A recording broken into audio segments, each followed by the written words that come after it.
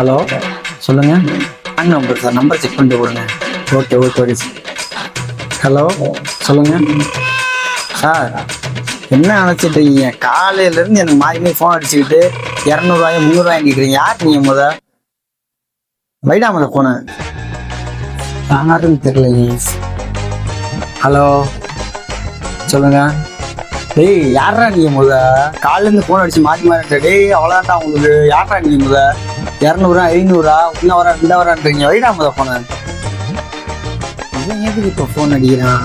Phone எடுத்தாலும் காசு நச்சரிப்பானே. என்னன்னு கேட்போம். என்ன மச்சான் ரொம்ப நாள் கழிச்சு கால் பண்ணிருக்க போல. என்ன மச்சான் அடிக்கடி உனக்கு அண்ணன் நம்பர்லேருந்து கால் வருது போல. செம்ம பிஸியா இருக்க போலயே. ஆமா, அது எப்படி உனக்கு தெரியும்? எப்படி தெரியுமா?